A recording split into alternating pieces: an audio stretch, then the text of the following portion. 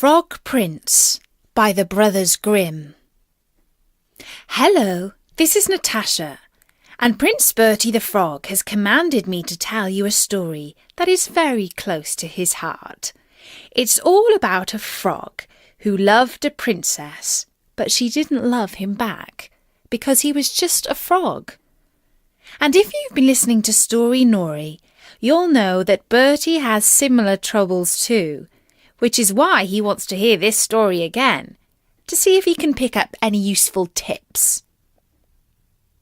In olden times, when if you made a wish, it would always come true, there lived a king whose daughters were all beautiful, but the youngest was so beautiful that the sun itself, which has seen so much, was astonished whenever it shone in her face. Close by the king's castle lay a great dark forest, and under an old lime tree in the forest was a well. And when the day was very warm, the king's child went out into the forest and sat down by the side of the cool fountain. And when she was dull, she took a golden ball and threw it up on high and caught it, and this ball was her favourite playing thing. Now it so happened that on one occasion the princess's golden ball did not fall into the little hand which she was holding up for it, but onto the ground beyond, and rolled straight into the water. The king's daughter followed it with her eyes, but it vanished, and the well was so deep that the bottom could not be seen. On this she began to cry, and cry louder and louder, and could not be comforted. And as she was complaining, someone said to her, "What troubles you, king's daughter? You weep so that even a stone would show pity." She looked round to the side from whence the voice came, and saw a frog stretching forth its thick, ugly head from the water. "Ah, old water splasher, is it you?" said she. "I am weeping for my golden ball, which has fallen into the well." "Be quiet, and do not weep," answered the frog. "I can help thee." "But what wilt thou give me?" "Whatever you will have, dear frog," said she. "My clothes, my pearls and jewels, and even the golden crown which I'm wearing." The frog answered, "I do not care for clothes, thy pearls and jewels, or thy golden crown.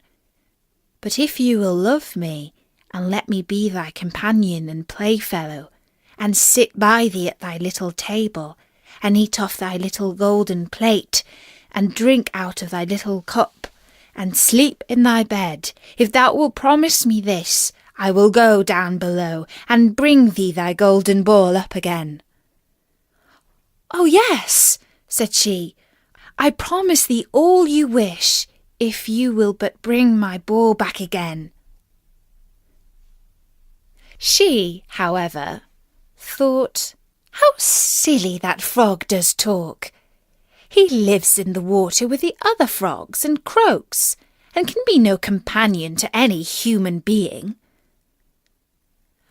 But the frog, when he had received this promise, put his head into the water and sank down, and in a short while came swimming up again with the ball in his mouth, and threw it onto the grass.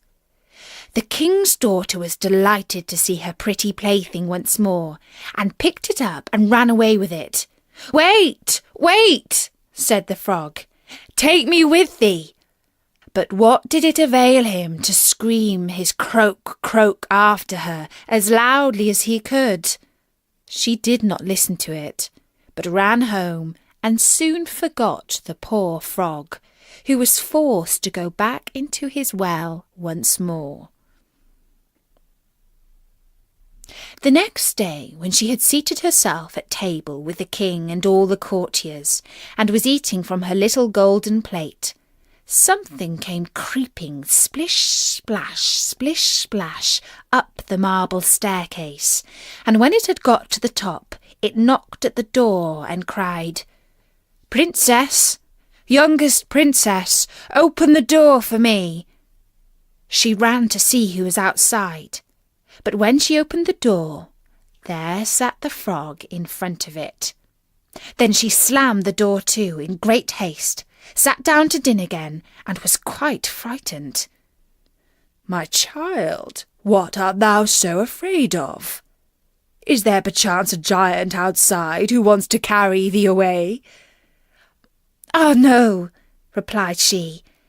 "It is no giant, but a disgusting frog." "What does a frog want with you?"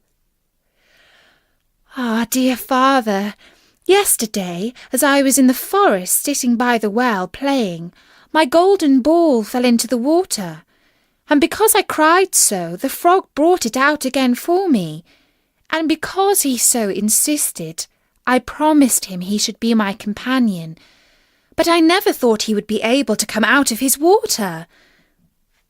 And now he is outside there, and wants to come into me." In the meantime, it knocked a second time and cried, "Princess, youngest princess, open the door for me. Dost thou not know what thou said to me yesterday by the cool waters of the fountain? Princess, youngest princess, open the door for me." Then said the king, "That which you have promised you must do. Go and let him in." She went and opened the door, and the frog hopped in and followed her, step by step, to her chair. There he sat and cried, "Lift me up beside you." She delayed, until at last the king commanded her to do it. When the frog was once on the chair, he wanted to be on the table, and when he was on the table he said, "Now push your little golden plate nearer to me, that we may eat together." She did this, but it was easy to see that she did not do it willingly. The frog enjoyed what he ate, but almost every mouthful she took choked her. At length he said, "I have eaten and am satisfied. Now I am tired. Carry me into thy little room and make thy little silken bed ready, and we will both lie down and go to sleep." The king's daughter began to cry, for she was afraid of the cold frog, which she did not like to touch, and which was now to sleep in her pretty, clean little bed. But the king grew angry and said, "He who helped thee when thou wert in trouble ought not afterwards to be despised by thee." So she took hold of the frog with 2 fingers, carried him upstairs, and put him in the corner. But when she was in bed, he crept up to her and said, "I am tired, and want to sleep as well as thou. Lift me up, or I will tell thy father." Then she was terribly angry, and took him and threw him with all her might against the wall. "Now you will be quiet, you horrible little frog," said she. But when he fell down, he was no frog, but a king's son with beautiful kind eyes. He, by her father's will, was now her dear companion and husband. Then he told her how he had been bewitched by a wicked witch, and how no one could have delivered him from the well but herself, and that tomorrow they would go together to his kingdom.